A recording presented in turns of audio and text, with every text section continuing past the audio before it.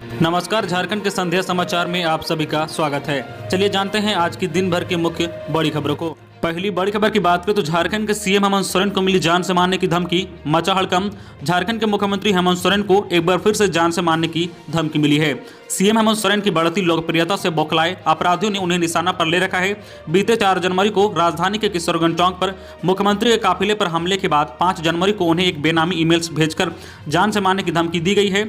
इस मामले में मुख्यमंत्री आवास में तैनात विशेष शाखा के दरोगा मोहम्मद तंजिल खान के बयान पर रांची के साइबर थाना में प्राथमिकता दर्ज कराई गई है। धमकी भरे ईमेल मुख्यमंत्री के अलावा उनके सचिव को भी भेजा गया है। ईमेल भेजने वाला का नाम व पता ईमेल में नहीं है। इस ईमेल में डीजीपी एमपी राव को भी धमकी दी गई है। केस के अनुसंधान की जिम्मेदारी साइबर क्राइम थाना रांची के इंस्पेक्टर सतीश गौरैया को दी गई है। अगली बड़ी खबर की बात करें तो जेपीएससी ने सिविल सेवा के 252 पदों के लिए मांगे आवेदन। जाने कब है फॉर्म भरने की अंतिम तारीख। झारखंड लोक सेवा आयोग ने 252 पदों पर एक साथ 4 सिविल सेवा परीक्षा के लिए अभ्यर्थियों से 15 मार्च 2021 तक आवेदन आमंत्रित किए गए हैं। ऑनलाइन आवेदन 15 फरवरी 2021 से भरे जाएंगे। शुल्क 16 मार्च 2021 की रात 11:45 तक जमा किया जा सकेगा। नियुक्ति से संबंधित विज्ञापन जेपीएससी ने सोमवार की देर रात ही जारी कर दिया है। नई नियमावली के तहत 4 सिविल सेवा परीक्षा के तहत 7वीं 2017, 8वीं 2018, 9वीं 2019 और 10वीं 2020 की परीक्षा ली जा रही है। प्रारंभिक परीक्षा की संभावित तिथि 2 मई और 2021 रखी गई है, जबकि मुख्य परीक्षा सितंबर 2021 के चौथे हफ्ते में लिए जाने की संभावना है। अगली बड़ी खबर की बात करें तो गृह मंत्री राजनाथ सिंह से मिले पलामू सांसद बीडी राम। नौसेना जवान सूरज की हत्या मामले की सीबीआई जांच की मांग। पलामू निवासी नौसेना के जवान सूरज कुमार दुबे के अपहरण व जलाकर हत्या किए जाने के मामले को लेकर पलामू के सांसद विष्णु दयाल राम ने केंद्रीय गृह मंत्री राजनाथ सिंह से मुलाकात की और मामले की सीबीआई जांच की मांग की है। नई दिल्ली में राजनाथ सिंह से मुलाकात के दौरान बीडी राम ने मामले की उच्चस्तरीय जांच को लेकर पत्र सौंपा है। बता दें कि पलामू के नौसेना जवान सूरज कुमार दुबे को महाराष्ट्र के पालघर में जिंदा जला दिया गया था। अब तक की जानकारी के अनुसार सूरज का अपहरण फिरौती के लिए किया गया था। हालांकि परिजन फिरौती मामले की किसी भी घटना से इनकार कर रहे हैं। परिजनों का कहना है कि सूरज की हत्या एक साजिश के तहत हुई है। अगली बड़ी खबर की बात करें तो किसान आंदोलन की रूपरेखा तय करने कृषि मंत्री और कांग्रेस अध्यक्ष दिल्ली पहुंचे। झारखंड के कांग्रेस अध्यक्ष और मंत्री रामेश्वर उरांव अपने 4 दिवसीय दौरे पर दिल्ली पहुंच गए हैं। दिल्ली प्रवास के दौरान उरांव संगठनात्मक मामलों, भावी कार्यक्रम की रूपरेखा और आगामी बजट को लेकर पार्टी के आला नेताओं से विचार विमर्श करेंगे। इसके साथ ही राज्य के कृषि मंत्री बादल पत्रलेखा भी दिल्ली पहुंच गए हैं। कृषि मंत्री बादल को राज्य की पार्टी की ओर से केंद्र सरकार के नए कृषि कानून के खिलाफ चलाए जा रहे आंदोलन आदि कार्यक्रम के संचालन की जिम्मेदारी सौंपी गई है। प्रदेश कांग्रेस के प्रवक्ता आलोक कुमार दुबे ने मंगलवार को बताया है कि किसान आंदोलन के समर्थन में पार्टी की ओर से 10 फरवरी को राज्य के सभी प्रखंडों में सम्मेलन का आयोजन किया जा रहा है, जबकि 13 फरवरी को जिला मुख्यालयों में पद यात्रा कार्यक्रम और 20 फरवरी को हजारीबाग में राज्य स्तरीय किसान रैली आयोजित होगी। अगली बड़ी खबर की बात करें तो उपराजधानी दुमका में अपराधियों का हौसला बुलंद, पशु व्यापारी को ठोक दी गोली। झारखंड की राजधानी दुमका में आपराधिक घटनाएं थमने का नाम नहीं ले रही हैं। ताजा मामला हंसडी का है, जहां मंगलवार सुबह अपराधियों ने एक शख्स को गोली मार दी। हंसडी थाना इलाके के कुरमाटांड में नंदी मंडल नाम के व्यक्ति को गोली मार दी गई है। घटना की सूचना मिलते ही हंसडी थाना पुलिस ने टीम मौके पर पहुंच गई और मामले की जाँच शुरू कर दी है। गोली लगने से घायल पशु व्यापारी नंदी मंडल जरमुंडा प्रखंड के हथनंगा गाँव का रहने वाला है। घायल को सरैया हाट सामुदायिक स्वास्थ्य केंद्र में भर्ती कराया गया, जहां से उसे देवघर रेफर कर दिया गया है। हंसडी थाना के एसआई उत्तम पासवान ने बताया है कि गोली शरीर के अंदर फंसी है। फिलहाल घटना के पीछे के कारणों का पता नहीं चल पाया है। अगली बड़ी खबर की बात करें तो झारखंड के क्रिकेट प्रेमियों के लिए खुशखबरी। रांची व जमशेदपुर के बाद अब इस जिले में बनेगा इंटरनेशनल क्रिकेट स्टेडियम।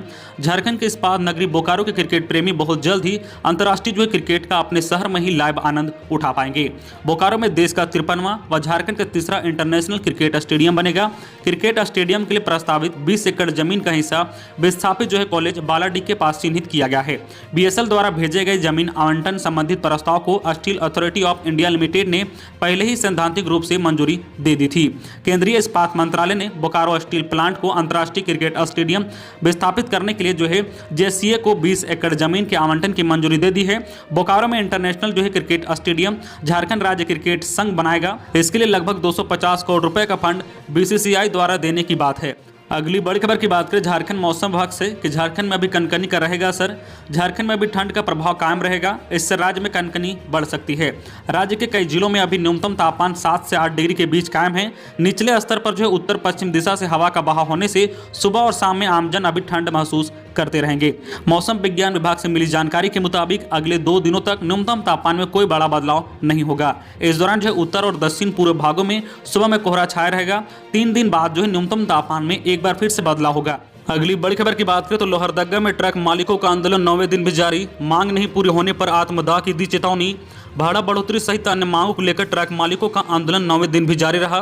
ट्रक मालिकों ने अब आर पार की लड़ाई की घोषणा कर दी है। ट्रक मालिकों ने कहा है कि अब वह अपनी लड़ाई से पीछे हटने वाले नहीं हैं। उनके आंदोलन में लोगों का सहयोग मिल रहा है। अलग अलग 31 संगठनों की ओर से उन्हें समर्थन दिया गया है। आंदोलन में शामिल ट्रक मालिकों के लिए सहयोग के रूप में लोग आगे आ रहे हैं। अब यह जन आंदोलन बन चुका है। हिंडाल्को कंपनी अपनी मनमानी पर उतारू हो गई है।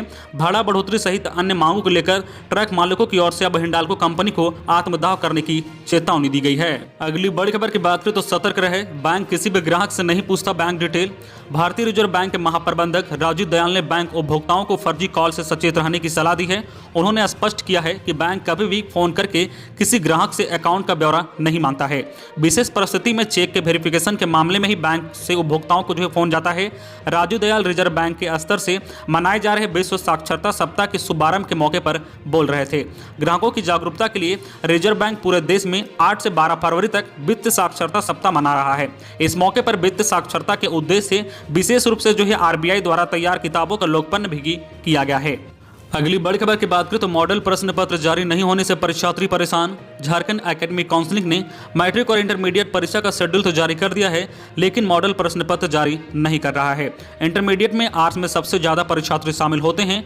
बावजूदा इसके अब तक इसका एक सेट मॉडल प्रश्न पत्र भी जारी नहीं हो सका है। परीक्षार्थी अब तक यह समझ ही नहीं पा रहे हैं कि किस आधार पर परीक्षा होगी, क्योंकि इस साल परीक्षा के जो मॉडल में भी जो है बदलाव किया गया है। ऑब्जेक्टिव प्रश्नों की संख्या बढ़ाई गई है। 100 में से 40 प्रश्न इसी तरह के होंगे। वही कटौती के बाद जो है 60% सिलेबस से ही प्रश्न पूछे जाएंगे।